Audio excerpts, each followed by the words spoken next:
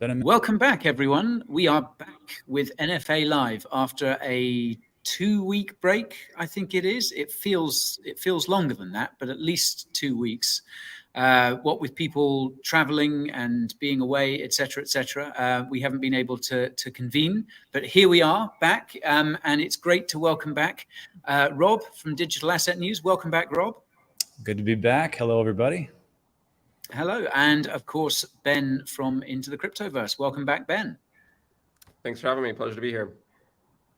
Thanks for watching, everyone. Thank you for joining. Please do leave your questions in the comments. What we're going to do, we've got a few talking points as usual that we're going to talk through for the first bit of the show, and then hopefully, if we have some time at the end, we'll take a few audience questions from the comments as well. If you haven't already, if you're not already following Rob and Ben, then what are you waiting for? Check out their channels, check out their Twitters. We'll have links in the description below. And yeah, so there's a few things to catch up on today, and I thought a good place to start would be yesterday. Obviously, yesterday the Federal Reserve got back from holiday as well. We had the first FOMC meeting for a while, and it was kind of more of the same. Really, higher for longer, 2% inflation not yet back down to 2%, etc. So, guys, before we tackle anything else, can I just get your thoughts on that? And obviously the summary of economic projections, the SEP, I think was what kind of everyone was looking for. The consensus for the rate hike was, I think, 99% that they wouldn't raise rates, which is exactly what happened. But Ben, what was your read on it? Did anything about it at all surprise you? Not really. I mean, I think we all kind of expected them to skip this past meeting. That was what the bond market thought, and the bond market is normally right, especially that close to the meeting. You can kind of think of it as like, you know, the Fed is kind of following what the market is telling it should do. So I think it was pretty much expected. The interesting thing about the SEP, the dot plot in the SEP, is that there are still, the median number of participants are still projecting one more rate hike this year, which, you know, is kind of interesting. But what's also more interesting is the bond market still does not believe them.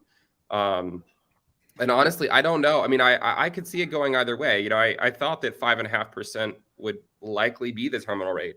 I could see them going higher, but I don't really think they need to. I think that if they just hold rates here for, you know, several months, that's probably going to accomplish what they want to accomplish.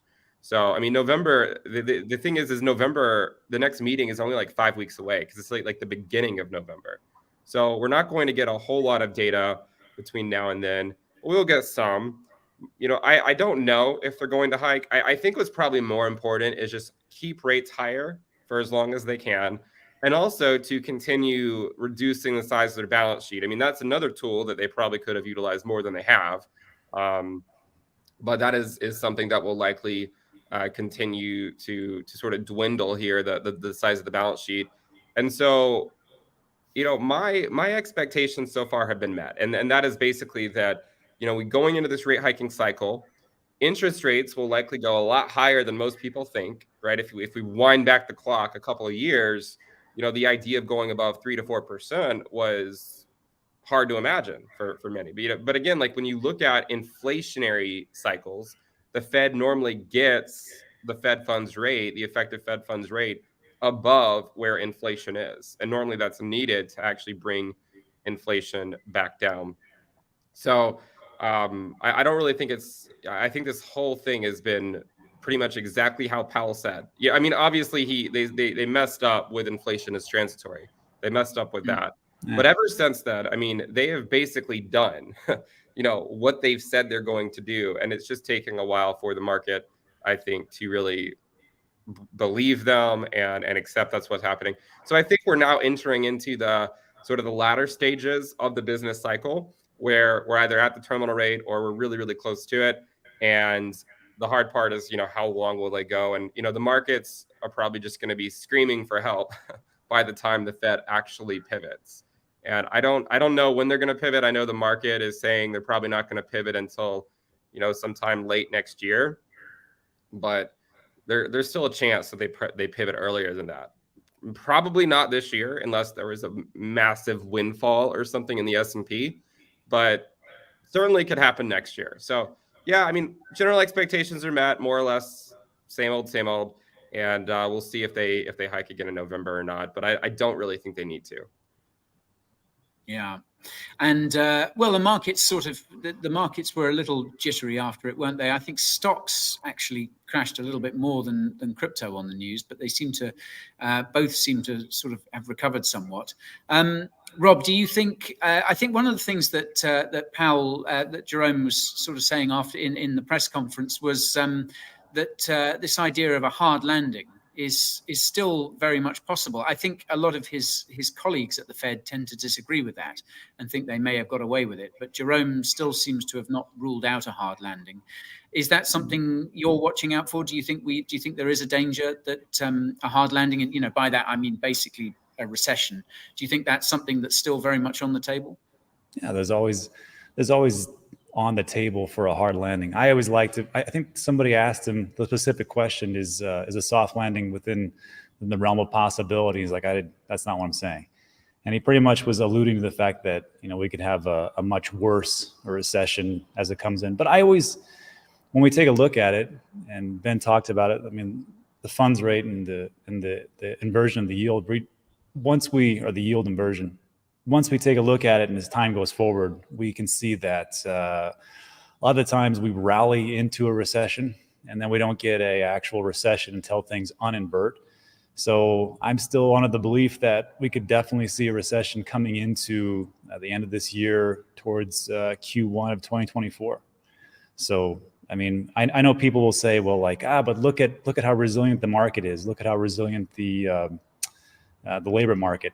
And it's true. But again, if you just take a look, 2000, 2006, 2007, all the way back into the 70s and 80s, you see that we kind of rally into a recession, and then the S hits the fan, and then it goes sideways, and we have a little bit of a collapse, and then that leads us into more economic prosperity. This is just a normal progression of things to come. And then I know like people will talk about, well, there's this, the federal funds rate is so high, it's crushing everything. You see this nice green screen behind me. We bought this house in 2005, 2006. And that's when the the fund rate, it was like 5%, and we got a interest rate around 7.5%. We thought it was a steal. And now we're seeing the exact same thing moving forward. So I know people say this is crushing, this is awful. And it is, especially with inflation, but I mean, it's not the worst that's ever been. So I just take a look at it and go, this is just natural cycle. Yeah. It's important to look at it in the long term, isn't it? It may seem like we're sort of headed for catastrophe a lot of the time, but this is generally how economies go, isn't it? This is we're still in the era of boom and bust to an extent. Okay, let's mix it up a little bit. We've talked about what the Fed's been doing, and obviously, in terms of what's happening in the U.S. economy. But Rob, I know you've been away recently, so I was keen to get your thoughts on what you saw in South Korea. You were at Korea Blockchain Week a couple of weeks back. I was at Token 2049 last week, so we've both sort of been dipping our toes into the Asian market a little bit.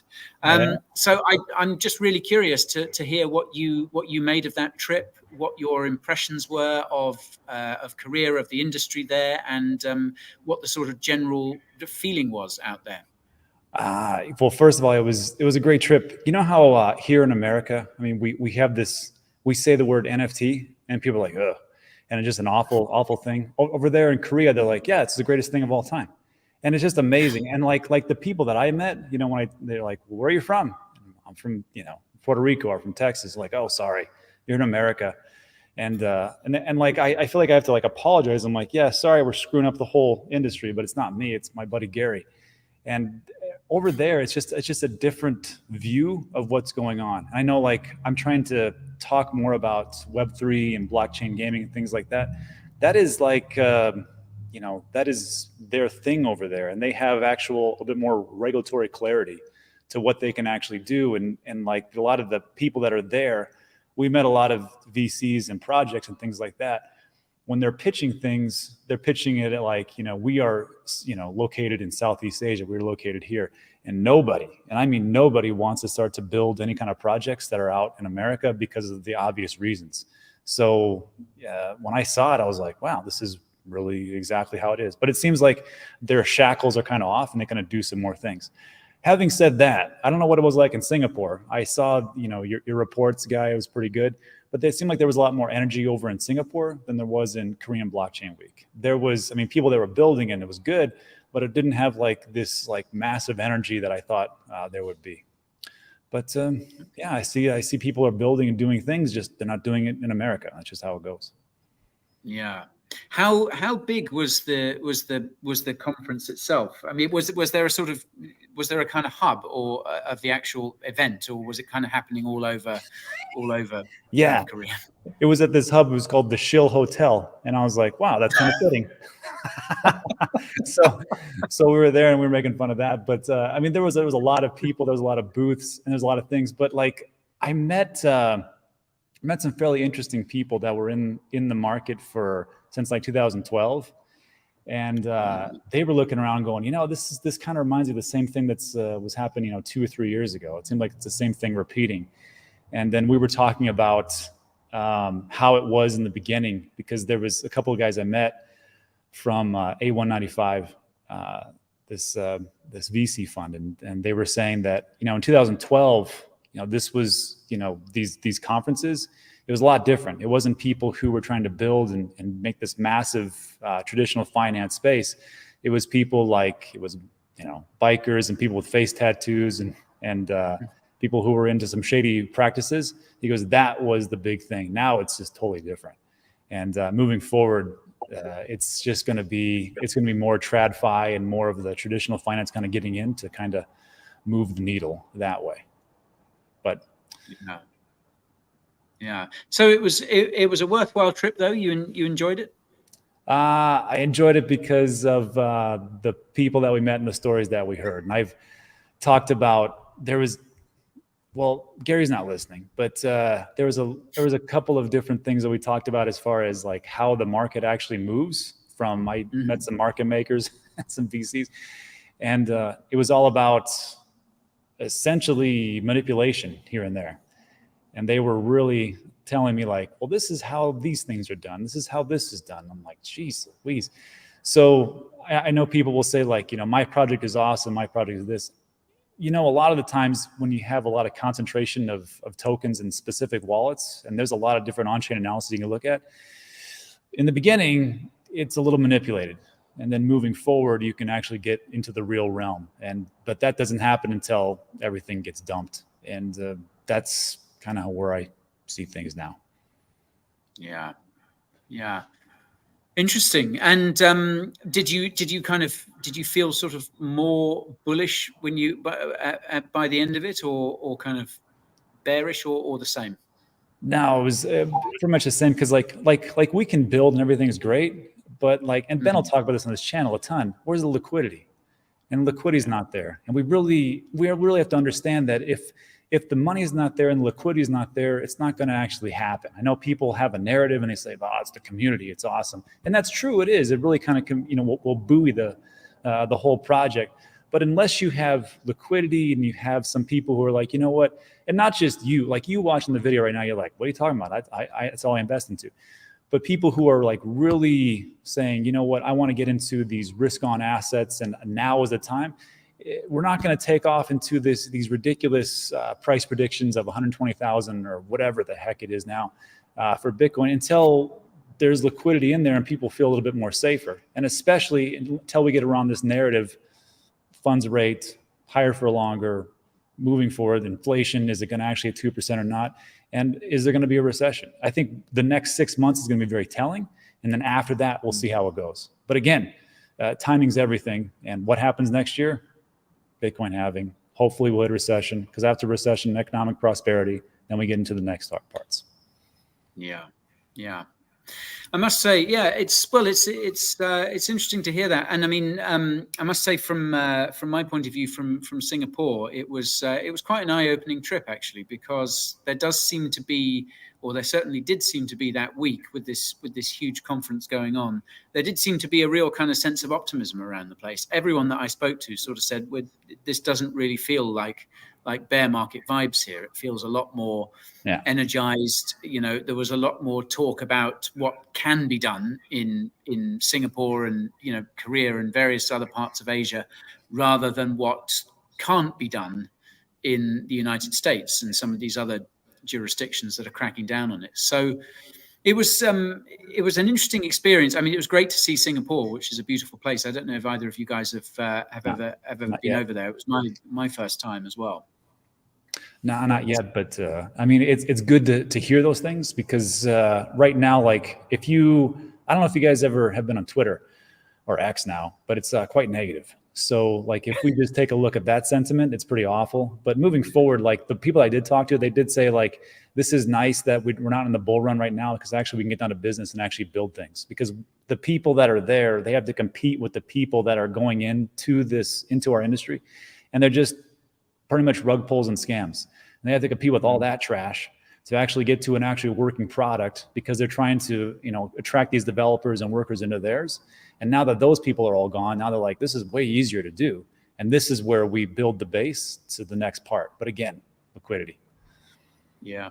I have to say as well, I think, crypto Twitter is a bit of a dumpster fire. I mean, it's always a dumpster fire, isn't it? But it's particularly noxious smelling one at the moment. But I must say there's a lot to be said, I think, for getting out there and going to these events and kind of seeing people in real life. I think it's, from my experience of it, I mean, I've only been to a handful of conferences now, but it really does kind of lift morale, I think. There's a lot to be said for meeting people in the flesh and having sort of IRL conversations and things like that. So I do recommend it.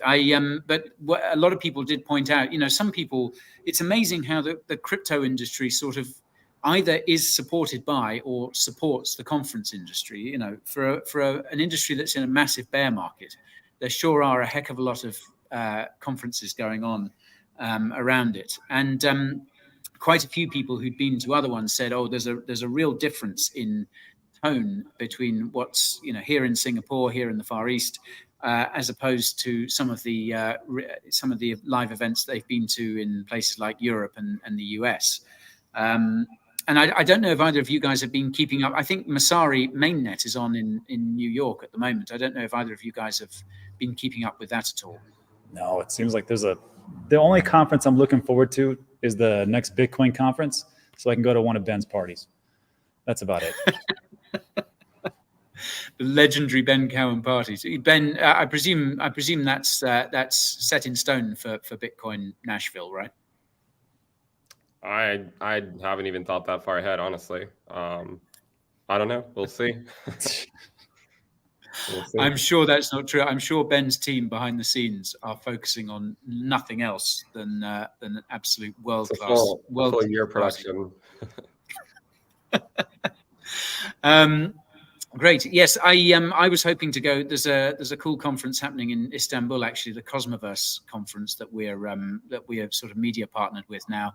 But that's another sort of really encouraging one that's happening in early October, 2nd to the 4th. And again, I think it's really encouraging to see these kind of events happening, to see not just members of the community, but project leaders and things like that, sort of out and about and fronting it and stuff. And it does, as I say, it does give a kind of a different vibe than you get from just hanging out on crypto Twitter. Anyhow, let's move on then, because I think one of the things that we were talking about the last time we live streamed a few weeks ago was how the Bitcoin price tends to fall in September. September generally tends to be a red month, but with about a week to go, that doesn't seem to have played out this year. Bitcoin is kind of sideways and even a little up so far this month.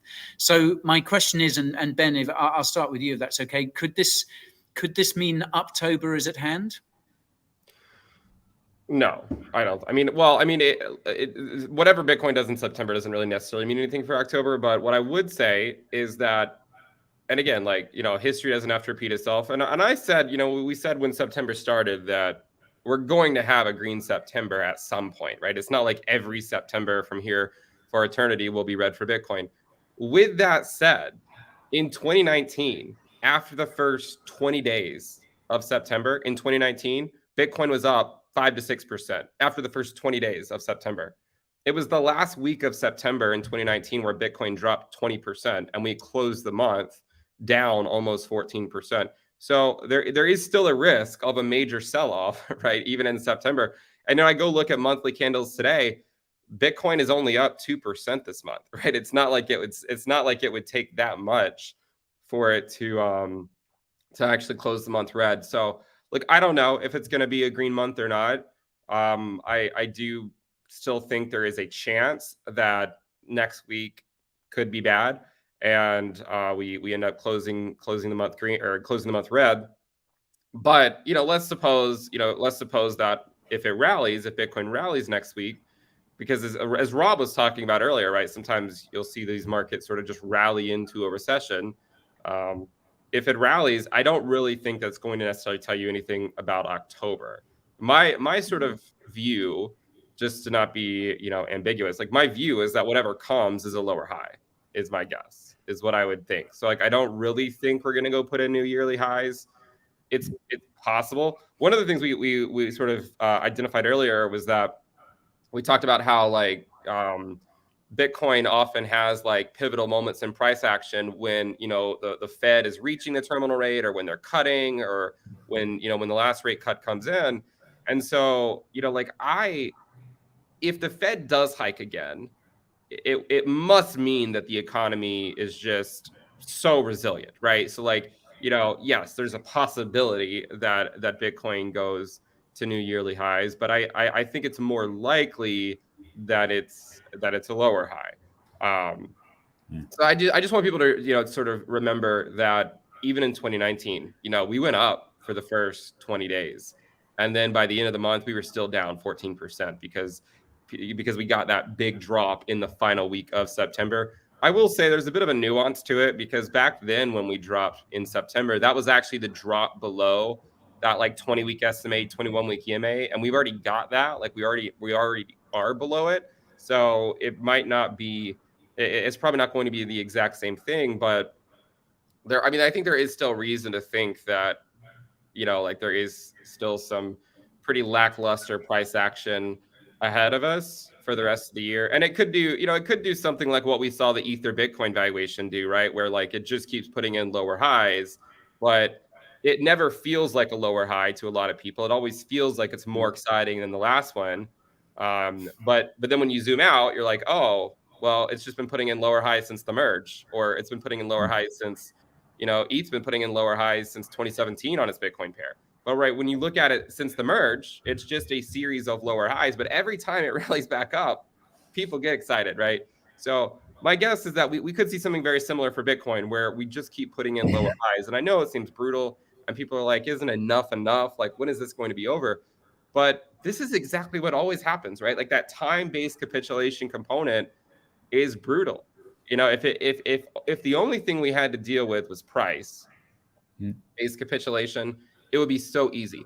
Like imagine if in early 2022, every single altcoin dropped 99% in one day. Like imagine if that happened. Everyone would just come in and buy because everyone was still super bullish, right? Yeah. But because we drag it out for 2 to 2.5 years, people just don't want to buy alts. They get to the point where they don't want to buy because they've been buying for 2 years and they just keep going down. So, I think this is probably we're entering into the hardest part of the market cycle, where it seems like enough time has gone by. Like, why is the market still going down?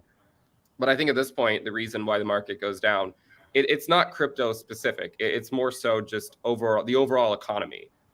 If the overall economy were, if we were at lower rates and the Fed were increasing the size of the balance sheet, then it would be a different story. But we're kind of on the other side of that right now, where we haven't seen that. And remember, most of the time, these markets, risk assets don't typically find, sort of their final low until after a Fed pivot, not before. And I think that the challenging part, and this goes for me too, because this really is my first business cycle. I'm trying to I'm just trying to figure it out as I go along. I think the hardest part for all of us is that we've never really, well, not for all of us. Some people have more experience. A lot of people have more experience than me.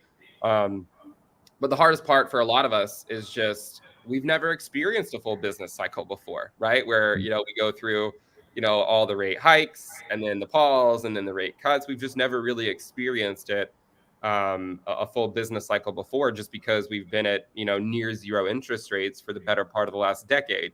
So I think that's also hard for people as well. What I want people to remember is, because Rob said this, and it's really, really important. He said liquidity, right? Liquidity. It doesn't really matter how great these projects are if liquidity is drying up, but that's what leads to great opportunities in, not just in crypto, but in risk assets in general. It's not that there's no fundamental value. It's just that liquidity dried up. But the great thing about liquidity is that it can always come back, So what I would be looking out for, and I've taken your question and I've sort of expanded on a little bit, but what I'd be looking out for, over the next, several months, like 6-9 months, whatever, is look for, actual recession signs, right? Where it actually makes the headlines, where they say, all right, the recession is here. That is probably the bullish sign for the altcoin market. And people say, well, why? Who's going to go buy your altcoins once the recession's here? But it's not the recession that would cause the recession headline. What it means is liquidity is going to be coming back soon, because the Fed is going to come to the rescue at some point. So I think that's important to remember as well, is by the time we get to that place, right, we'll be in a recession or a recession scare, right? It might not be a recession. There's always a chance that we avoid one. It could be a soft landing. There are some historical examples of a soft landing. I think 1966 was one. We still got a recession a few years later, and the S&P still put in a new low, but we at least got a couple more years of sort of positive price action before that happened. So just look for that. So in the short, I don't really think whatever happens in September is necessarily indicative of anything that has to happen in October. I do, if memory serves me correct, 2019 October was a green. Yeah, 2019 October was a green month. It was actually up 10%, but it also came after Bitcoin dropped 20% the last week of September. So, and in 2011, it wasn't October. I think October was. Yeah, let me just check here. October was red in 2011. I mean, so in 2011, July, August, September, October, and November were all just simply red. And then in 2019, July, August, September, and then November, December were red. So, my guess is most of the next, we might get one green month between now and the end of the year, is probably what I would say. Maybe one green month. I don't know which one it's going to be. Maybe it's September. But just remember, we could sell off next week. And if we did, it would not really be that surprising. Yeah. Yeah. Well, there's still over a week left of September. And it's hard to imagine that 2023 has finished with us quite yet. Rob, just to expand on what Ben was talking about a little bit, obviously October, there's a couple of things I think that could be relevant to could affect the crypto market coming up next month. We've got SBF's trial. That's due to start on the 3rd of October, assuming that kind of goes ahead. And we've also got, I think, student loan repayments are due to start in October as well, or restart perhaps. Do you think either of those could have an effect on the market? The FTX lawsuit, I mean, it could, but I think that's just to help people heal their souls for the nonsense that SBF put everybody through. In all honesty, I mean, if you look at like what really set us back, that set us back majorly. If it wasn't for, well, I mean, there's a lot of things, but it doesn't really matter. What's that going to do for the price of the people who are watching this right now for their portfolio? Not too much at all. And then, of course, if we're talking about the economy, and then, of course, the student loans have to start to be repaid, that's going to eat into people's savings. And if there's a chart, I'm pretty sure it's on this web cycle into the cryptoverse. And you can take a look at it and you can see like the actual amount of savings accounts over time in America. It just dwindled to almost nothing. I think we're at like a 10 or 15 year low. And that's because there's no stimmy checks and people aren't saving money. And of course the inflation has gone up. So at some point that's going to be an issue. So if we take a look at the economy, again, I think, I don't know about FTX and things like that, but as far as the economy goes, it's going to be rough for a little bit. And then moving forward, it's going to be, it's going to be better, but we got to go with this nonsense. And there's just one thing if you could show this real quick. This is the big thing for the screen, just to piggyback on what Ben talked about. When we're pivoting, at some point when we pivot, that doesn't mean that it's going to be awesome. When the Fed pivots, that's when everything kind of goes down the tubes. So we haven't done that, and we got to wait for that. So I know what people are like. You can look at this in two ways. You can look at this like this is the most awful thing, or you can say, okay, well, how do I use this to my advantage? And if you take a look at that and say, well, how do I use this to my advantage? You can do what Ben's doing, which is sit on. And actually, Guy, you and Ben are doing this. Guy, you were sitting on the sideline just waiting for the things to go down, and then you'll strike. So if you're looking at this like this is the most awful thing, I don't think you're looking at it the right way. As things start to really go down the tubes, now is the time to actually, this is where all the money's made. Not at the top, not at the bull markets. We've seen some influencers who, you can see what happened to them. It's when everything crashes. And that's when you actually make a killing. But it's very hard to do. Guy, one thing I would like to just sort of quickly say is that while Bitcoin is still at this point green this month, Ethereum, Polkadot, Cardano, Solana, Avalanche, Doge, Matic, XRP, Litecoin, Uniswap, they're all red this month, right? So Ethereum's down 4% this month. So yeah, Bitcoin is slightly up at this point in September, but most things are actually down in September. So just remember that that's because the other cryptocurrencies have less liquidity than Bitcoin, so they get hit first and they get hit hardest. Yeah. Very true. Very true. I should say, Ben, before I move on to the next question as well, do you want to make any comment on Bitcoin dominance at this point? It seems like now would be the moment. Yeah, I think that the most you guys know my opinion, but I think the most brutal part of the cycle that most people haven't experienced yet is where Bitcoin goes down and dominance goes up. And we saw about 6 days of that in June. And in June, if you look, the dominance broke out above the 49% level on not because Bitcoin was going up, but because Bitcoin was going down. And altcoins were dropping quicker. And then what happened is Bitcoin hit the 20-week SMA, it then bounced. So when everyone looks at it, they're like, oh, well, the dominance went up because Bitcoin went up. No, Bitcoin dominance was already going up for about a week almost before that. And so, I think that is the most brutal part of the cycle. And I think that it still needs to happen. And some people give me a hard time for saying that I think it's going to 60%. But if you look back when the altcoin market really entered into its bubble against Bitcoin, it only took 4 to 5 weeks to go from 60% to 50%. Only about 4 to 5 weeks. It was basically handled in a monthly candle. So that's why I'm saying, if it can go down that quickly, it can also go up quickly as well. And I think a lot of it is going to come from the collapse. And I know it sounds sensationalist, but I think it's true, right? I think the collapse of the Ether Bitcoin ratio is what is going to lead the charge. And, you go look at an Ethereum dominance chart, and it's very similar to Bitcoin dominance.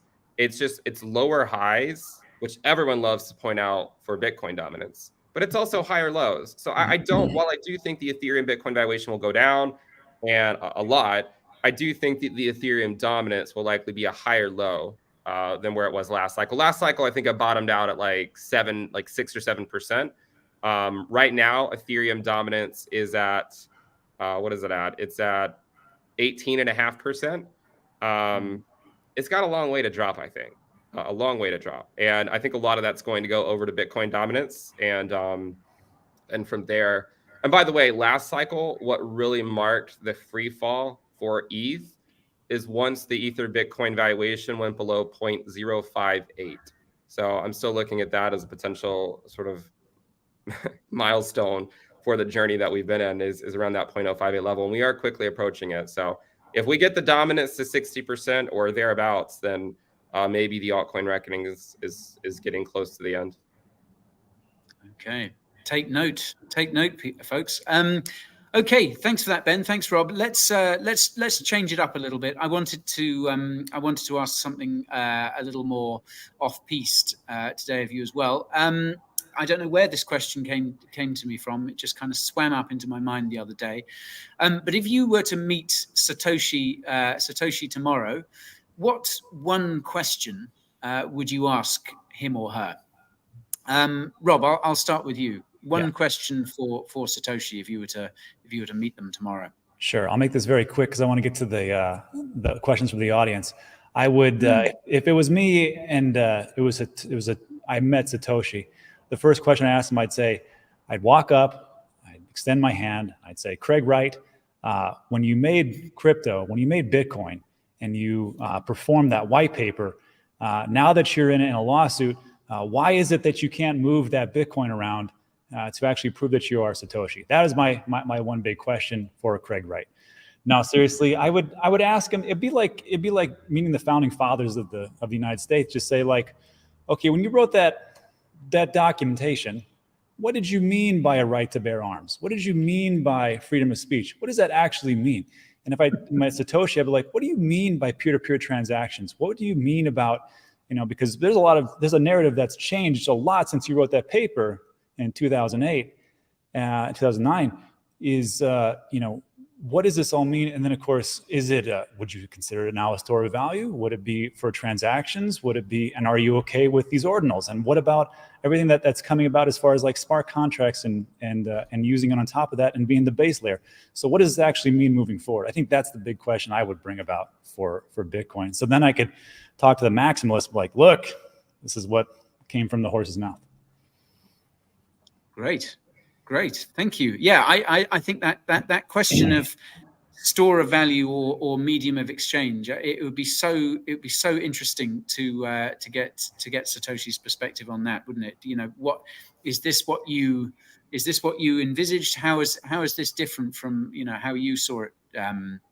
How you saw it playing out. Yeah. Before we get Ben's take on what he'd asked Satoshi, can I also ask people in the comments, just remind you, we are going to answer some questions if you have any. So do put your questions in the comments if you have any for Ben, Rob, and myself.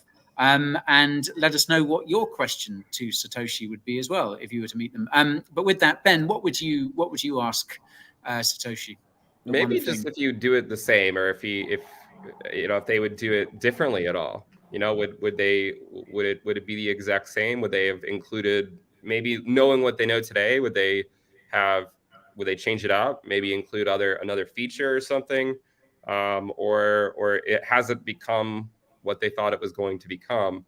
So that's probably what I would ask. And I would just be curious because oftentimes when people create something, it ends up being used completely differently than sometimes how they envisioned it.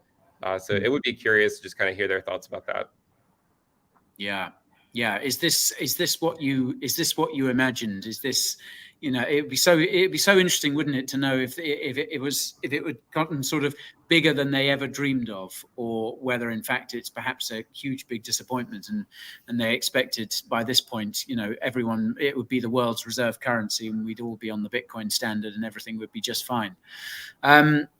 Yeah, fascinating. I think we've just done we haven't put it out yet, but we've recently done a video. There's a fascinating book called The Block Size War by Jonathan Beer, B-I-E-R, who's going to be speaking at Bitcoin Amsterdam actually, and it's a really fascinating book about that whole war between big blockers and small blockers, increasing Bitcoin's block size. And I think that would be a question I definitely want to ask Satoshi.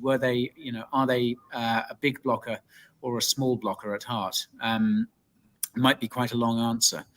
I'd get from that. But lots of I'm sure there's so much that we'd want to ask him, isn't there? And so much has happened with Bitcoin and obviously in the years since it was released. And I wonder whether they saw this kind of factionalism breaking out, whether they could have possibly imagined that there would be, so much passion within the community, but also so much disagreement as well. Yeah, that's the truth. might be sort of impressed and a little bit horrified as to what they'd started. I've seen a few people referring to us as the three Wagmigos in the comments as well. I'll take it. That's pretty positive. Yeah, I'd definitely take that. Yeah. I also wanted to ask you guys as well, just on a different topic too, just how your morale was in general, because going back to what we were talking about, the bear market and crypto Twitter being not a very nice place at the moment. How are you guys kind of holding up in the face of sort of all this kind of low sentiment and bad news? Are you coping okay, or is it hard at times?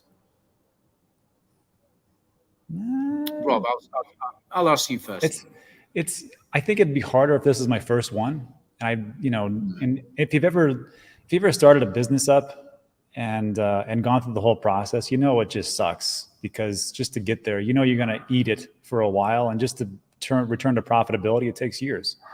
So like if this is your first time in 2021, just know that back in 2018, 2019, when we were going through this, all three of us, that there was a lot more negativity and a lot more talk about everything going to zero. And trust me, there was no major, massive institutions coming in talking about an ETF.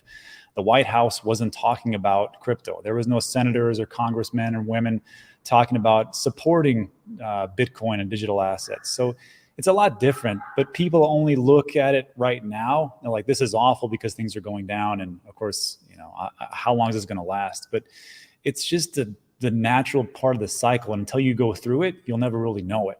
So for everybody who's going through it, just know that if you're, like Winston Churchill says, when you're going through hell, just keep going.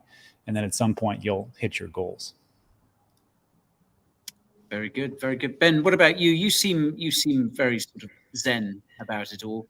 Is that merely an act, or are you in turmoil beneath the surface, or are you coping with it all right? Well, no, I mean, I've read this story before, and I mean, like I'm excited for to rebuild the cryptoverse next year.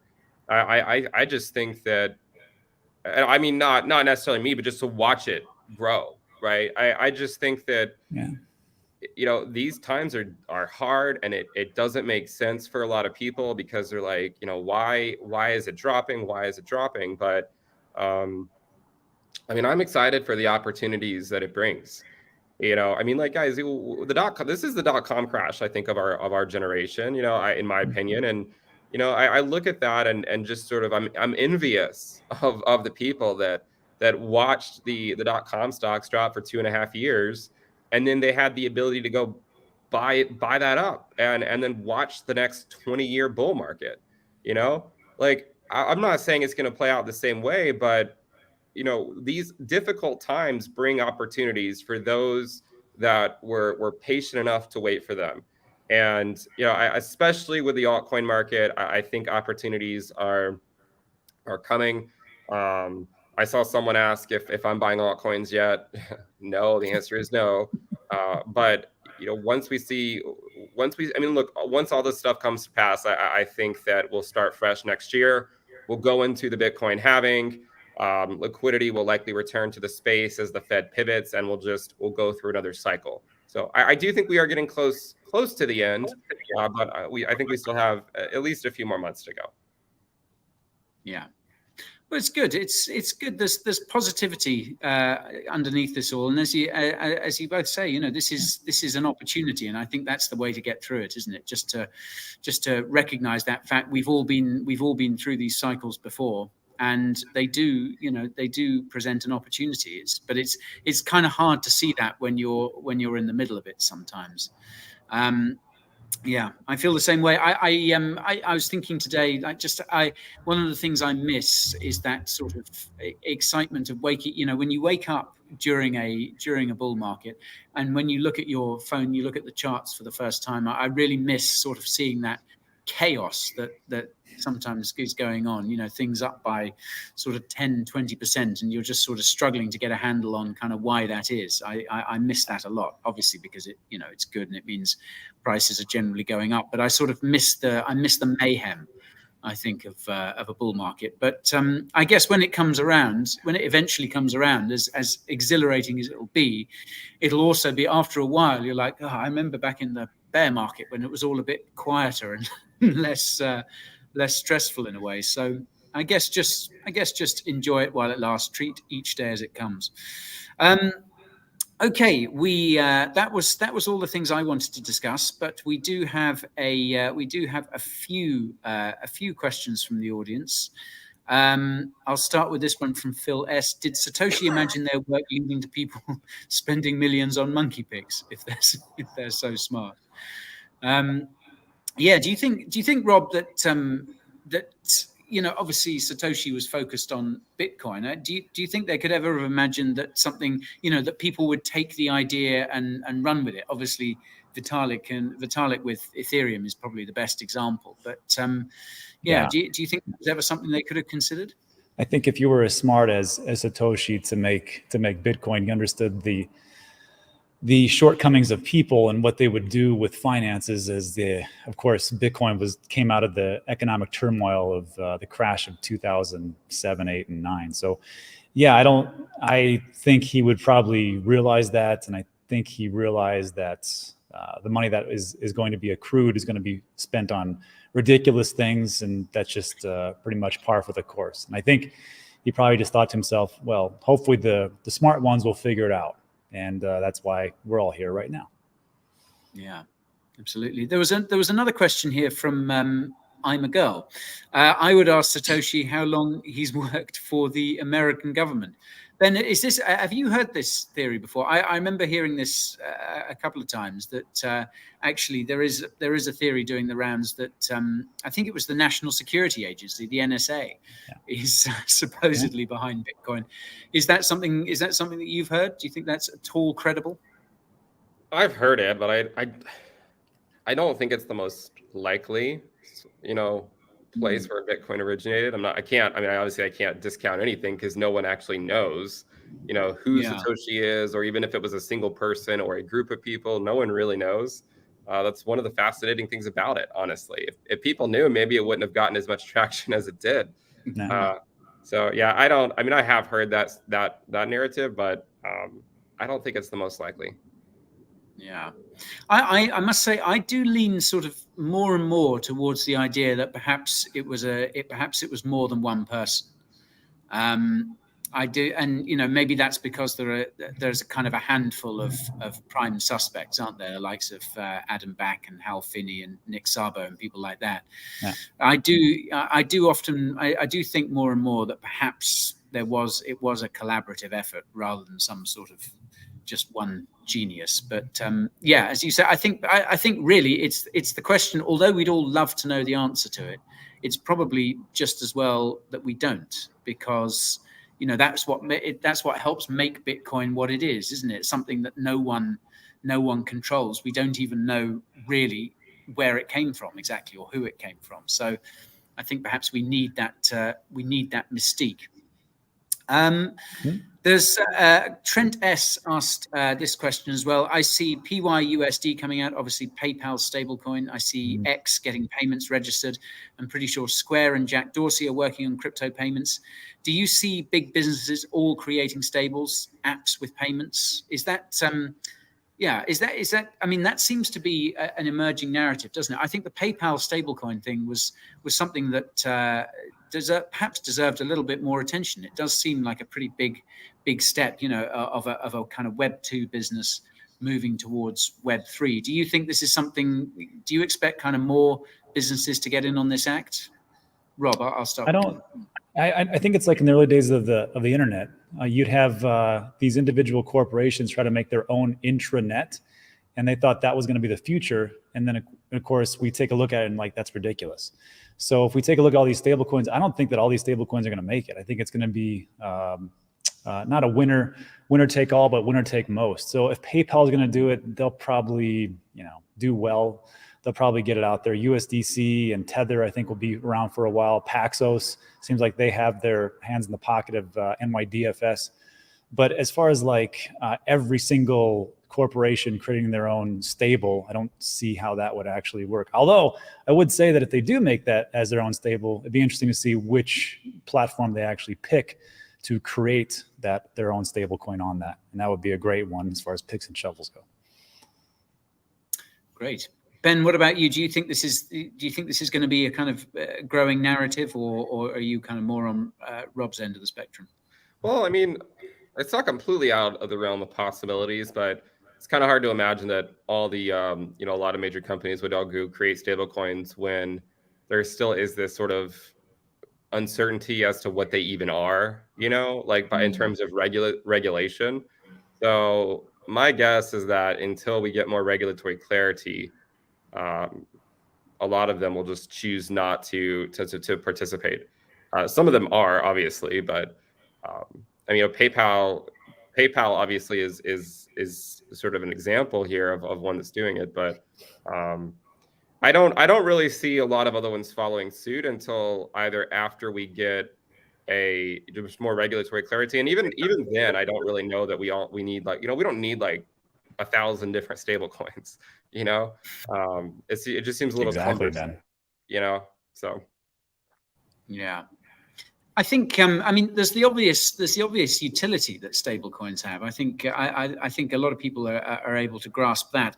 I wonder whether a lot of companies, the likes of PayPal and many others, are sort of looking at it more from the angle of they're looking at Tether. I think is the best example, but Circle as well, and seeing just how much money these guys have made. I mean, Tether's monthly profits are astronomical, and because of all the mostly US treasuries that they've got backing USDT, and the same with Circle. And even though stablecoin market caps have taken a hit recently, it's still an insanely profitable business.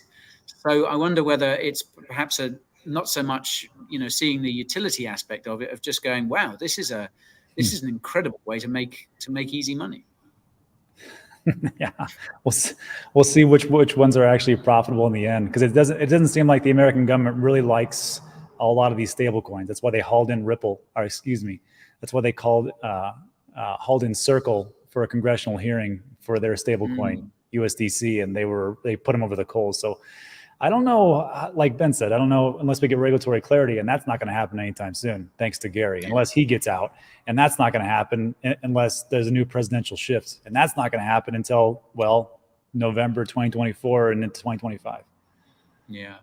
So many dominoes, aren't there? Mind you, you say the American government doesn't like it. I mean, I do kind of subscribe to the theory that the American, remember, it's USDT and USDC, that buying of US treasuries does subsidize US government spending to an extent. It is a pretty big market for US debt. So I wonder whether it's perhaps the US government is actually sort of rather in favor of them, and perhaps it's more the likes of the Federal Reserve that aren't so keen. Okay, well, we'll round it off with some of the really big questions. I've saved the really important pressing questions to last. First of all, Rob, are you feeling better? Yeah, I feel fine. I mean, I don't. It's just like a crappy market. When you feel awful, you don't want to do stuff. If I felt perfect for me to actually do things, I never get anything done. So same thing with investing, going through this market. Just keep going. Yeah. Absolutely. And I've got another question about the pullover as well. Patagonia. You can go find these beautiful pullovers on Patagonia. Very stylish. Actually, someone else has just asked one. Now, this was going to form the basis of a question that I wanted to ask you guys. So I'd love to get your quick take on it before we go. I hope it isn't too much of a rabbit hole. Do you think Bitcoin will create wealth inequality for future generations because of early adopters' advantages? Now, this is something that has crossed my mind a few times. It's, you know, the current financial system is there's this huge concentration of wealth among the 1%, possibly even less. And it is something I've wondered about, because there were there were these huge, well, relatively small numbers of people who got into Bitcoin early are sitting on still perhaps enormous stacks of BTC. Are we going to be, perhaps, if we were to switch to a Bitcoin standard, or if Bitcoin was to become more and more a part of everyday life, is that not going to be an insane advantage for a very small group of people? Is this something that troubles you guys at all? Is this something that you've thought about at all, Ben? I mean, I haven't really thought about it a whole lot. I mean, it's just like investing in anything, you know, people who are early into Apple or into micro. I mean, it's just like any investment, really. It's just, you know, do you see the bull case or not? And I mean, of course, the people who see the bull case sooner than the people who don't will benefit from it. And I guess that could create some type of wealth inequality. But I mean, we could make that argument for any asset. I mean, there's plenty of assets where the market cap is much higher than Bitcoin's market cap now. Like gold's market cap is much higher. So I don't know. I mean, it's not really something I think too much about. I mean, it is true though that the people who get in early, assuming the price goes up, like they will reap the rewards more so than the people who wait. But I mean, like I do think Bitcoin will trend up over, you know, with time. I mean, even though I think it, you know, is probably struggling for a few more months right now. But yeah, I mean, it's also just trying to keep up with inflation to some degree, and trying to beat inflation is more the issue. Just, I mean, with inflation where it is, it's almost like you feel like you have to find yield somewhere, otherwise you're losing purchasing power. Absolutely. Absolutely. Well, it's interesting you draw the comparison with gold. Obviously, Bitcoin and gold are compared an awful lot. I guess it is a kind of more pertinent question, though, if Bitcoin does become this underlying asset, you know, this perhaps sort of alternative world currency, or this, you know, much higher recognized store of value, you know, because then when you compare it with gold, obviously no one who's alive today was able to kind of get in early on gold, as it were. So I do wonder whether that could have an effect. Rob, is this something you've thought about at all? Yeah, a little bit, but when the thing that I always think about is you know, we always talk about taking profits, and at some point we're going to have to take profits, and people say, well, what then? Because now what am I doing? I'm sitting in cash, and then, you know, it's going to inflate away over time. And it's true. So like, for everybody that's watching right now, you just front ran everybody. You just got in earlier than the big, massive institutions and the governments and everybody else, for the most part. So congratulations. The big test is moving forward. What are you going to do? You know, once you get out of that and get into cash, you're going to sit on cash forever, or are you going to get into other assets? And I think that's where like the diversity comes into. And I don't have an answer for you because I'm not a financial advisor, but just know that even when you get into it and you have your profits, there's going to be something else you're going to have to do, unless you want to just have your cash inflate away. So there we are. I think that's a good note to finish on, and almost bang on time as well. How about that? Well, Rob, Ben, thank you for joining today. And do you know whose channel we're on next week? Who's hosting next week? I think we're on mine. Yours? It's been so long, I can't remember. Why don't we just go back and look? Yeah, let's look. We'll figure it out. I thought we did my channel, then Rob's, then Guy's. I thought that was how we always used to do it. That's been so. Yeah. We'll figure it out. It's not exactly the hardest problem that we'll have to figure out in this bear market, is it? But okay, so we will be back next week on either Rob or Ben's channel. We'll let you know nearer the time. But thank you everyone for watching. Thank you for joining us today. And keep calm and hodl on. See you all next week. Thank you.